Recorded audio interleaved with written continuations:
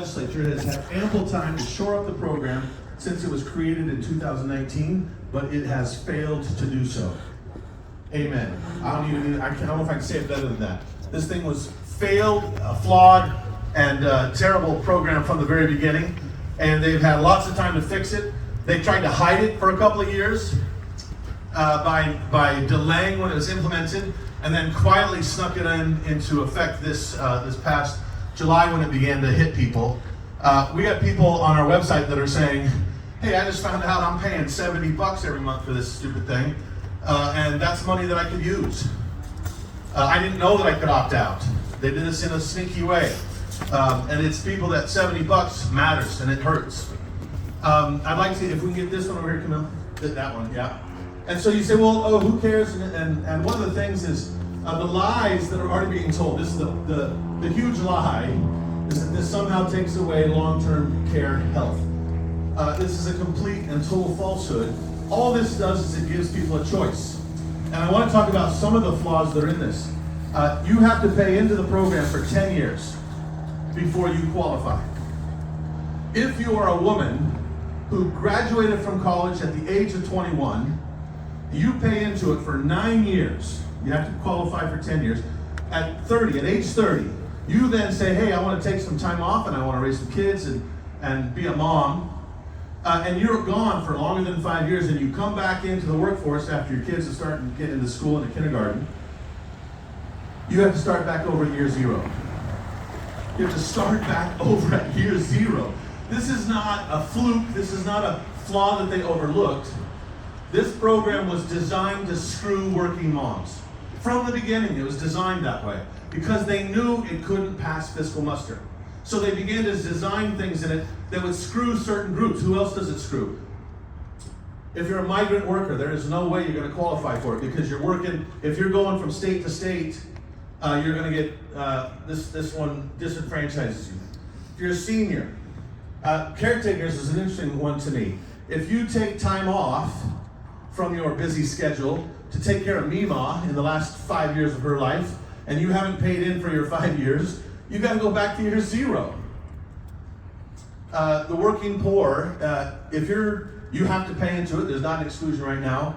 You pay into this, and then when you retire, you're going to be covered by Medicaid.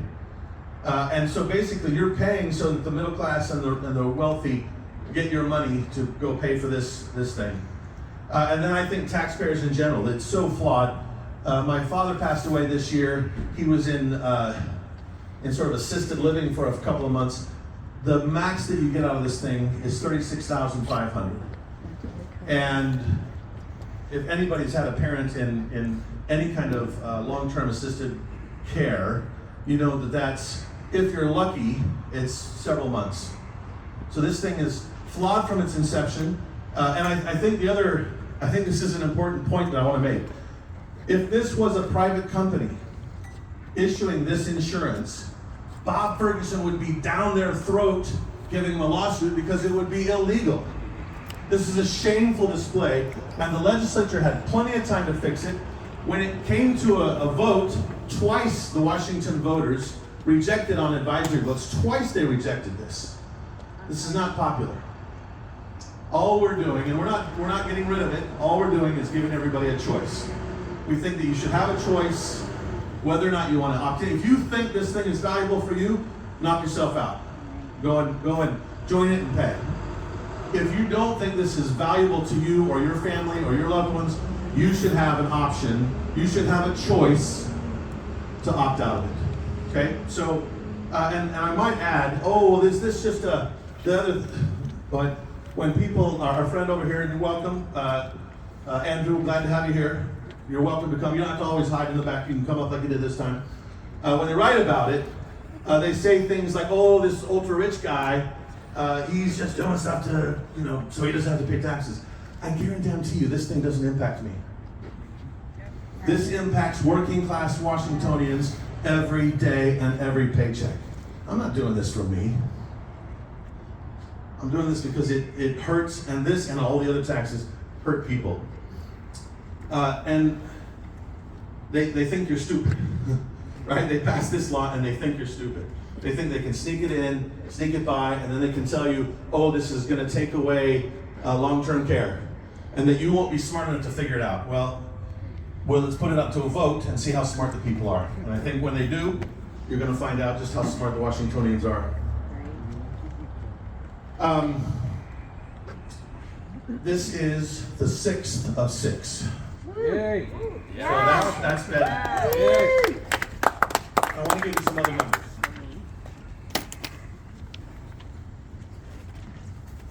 We're making history. Well, and it's interesting, this is the year of the dragon in Asia, right? It's the year of the dragon, so it's time for the people to roar. Right? We have, today we're turning in just 21, 24. Tomorrow we'll bring in the rest of everything else we're collecting. We're still scanning everything in, and we're giving people time to get that in. Tomorrow, in addition to the numbers I'm giving you now, we're probably going to have about another 60,000 signatures, which means any of these numbers up here probably will go up by about another 8 to 13,000, somewhere that's the range each. Okay? Perfect. So let's start with the hidden gas tax, this one that is the most hated of all the taxes, the one that hits everybody every day. Stop the hidden gas tax. Let me give you the numbers now. In fact, maybe I can get, do you want to write them, Tegan? I know you're filming for posterity, but, okay. Our number for the hidden gas tax now sits at $469,469,011. Nearly 470,000 people have signed the initiative to get rid of the very hated hidden gas tax. And it's not just hitting them, and that's because it hits them in the tank, it hits them when they buy groceries, and it hits them when they turn on the thermometer to heat their home. Let's look at the next one, parental notification. That one is at 454,372. These are parents that found out during COVID that there was a whole bunch of crap going on in the school that they didn't like, and they want to be involved. They just assumed the best of the school, and then they found out, oh, the assumptions we made weren't all true, and we'd like to be involved more. That's what this does. And it puts at the very top of the list that the primary stakeholder, the very most important relationship, is the parent and their child. There's no state employee, there's no state rule, no state law that can supersede that. The parent and the child is one of the most important relationships on the earth, and it was designed that way. All right, next one, reasonable police pursuit. As people watch cars get stolen in front of police officers and the criminals drive off, it's pissing them off, right? But it's bad enough that you hear crimes happening somewhere else. It's when it starts happening in your neighborhood. It's when it starts happening to your friends, and then when it happens on your own property, then you start saying, hey, this is enough. And people have felt it. So police pursuit, reasonable police pursuit, 2113, is now at 434,000. 434,112, 112. 434,000 people signed their name that said, I'm tired of this. Right? This is wrong. We need to return reasonable police pursuit. And I've said this in the past. This isn't about making sure that police can go 250 miles an hour down the freeway. This is in the parking lot, someone steals your car and they're driving off slowly as the police watch them. This is about a getaway free car that you can steal now and go commit your crimes. This law had a multiplier effect. The number of cars stolen, last time I checked in Seattle had about, in 2021, they had about 5,000 cars stolen, somewhere in that range during the year. In 2023 already, in November when I was looking at it, we were now at over 7,000 cars stolen. 2,000 just in Seattle alone, extra cars stolen, extra getaway cars stolen so that other crimes could be committed. It's a crime multiplier, and we need to stop that, put it back to reasonable control at the local level. We elect our sheriffs, many of our sheriffs, we elect many of our police chiefs. let them make the decision at the local level. All right, next one, repeal the capital gains tax. 2109 is now at 433,553.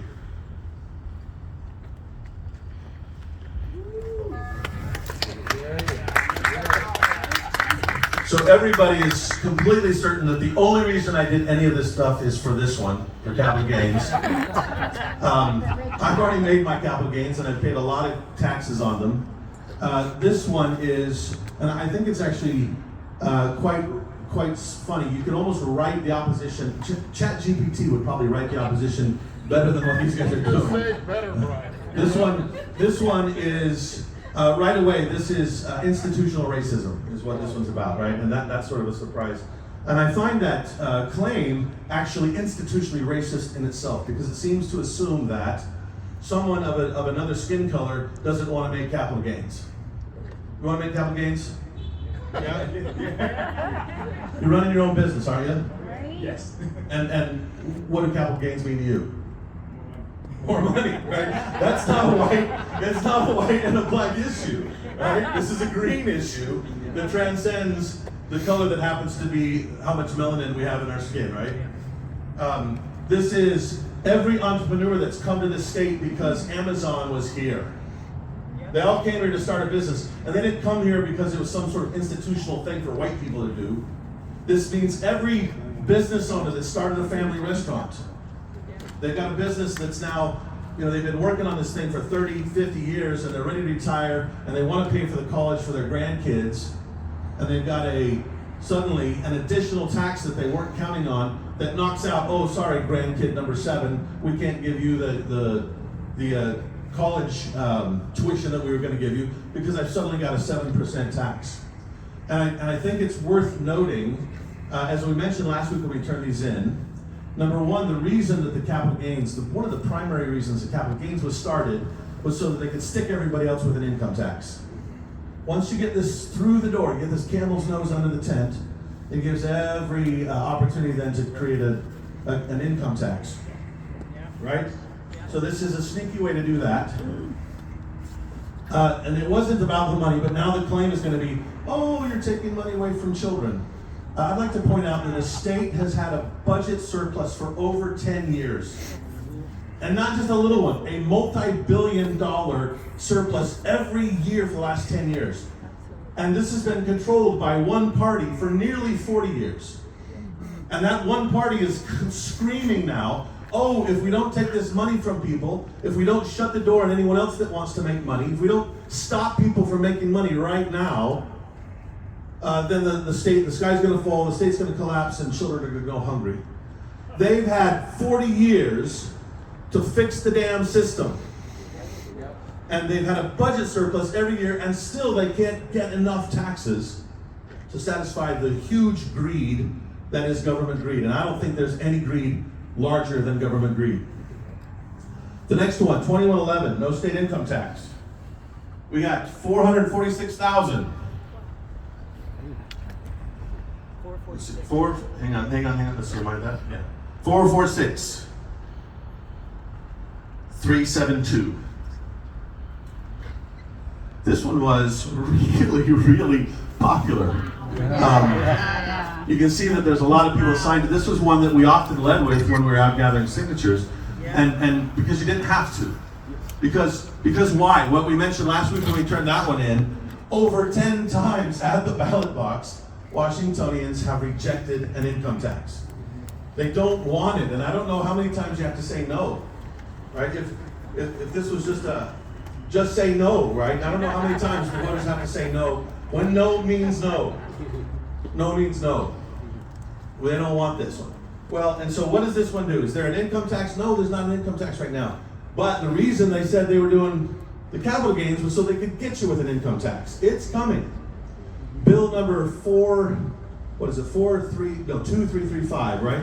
Last year there was a bill 2335 that was filed to, one, create an additional 10% health care tax, but in addition to that, it also added an 8% capital gains tax on $15,000 and above.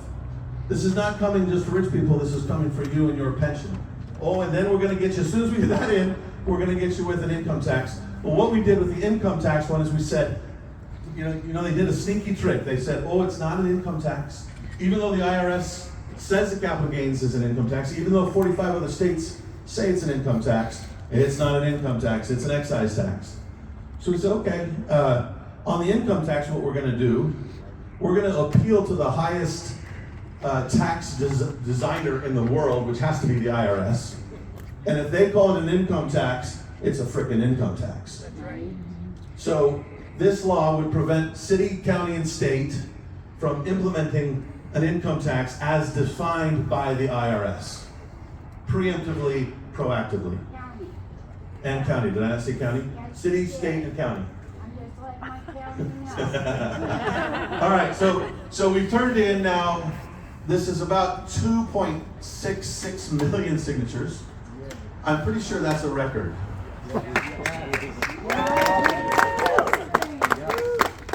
Last year we tried to do 11 because we were sort of understanding the system with a little nod to Spinal Tap. And we were called crazy, and certain people writing from their basements tried to call it a failure. We were learning about it, right? And what we figured out how to do it. And so this year, and the other thing I point out is, if you've got an unpopular initiative, it doesn't matter how much money you're spending, you're not going to get unqualified. But we did 6 initiatives at less than it cost to get one. And that means that we had a popular issue that people were willing to sign. In fact, we had 6 popular issues that were common sense that people were willing to sign. And I want to mention 2 more things. I mentioned already on today we turned in long-term care. Long-term care, 54.1%, so 54% of the people that signed the long-term care initiative were either, as far as we can tell, independents or Democrats. Great. This is not a Republican issue, right? And then overall, on all of them, our average is about 54%, so 53.5% are either independents or Democrats. These are not Republican issues, they're common sense issues that the people in Washington have been asking for. Most of them have been on the ballot, asking for, they've asked 2 or 3 times. The hidden gas tax has been on there. Criminal notification hasn't been, police pursuit hasn't been, but the rest have all been on the ballot. When they ask people to pass these taxes, they have been rejected again and again and again by the voters of Washington State. We're giving them a chance to affirm again that they hate these and they don't want them, but this time it'll have the force of law. So I want to thank everybody in this year of the dragon. We still got a lot to do, but we're going to fight this fight. And as the opposition loads up its coffers with money and comes flying after us, remember this is the power of the dragon is in you, the voters.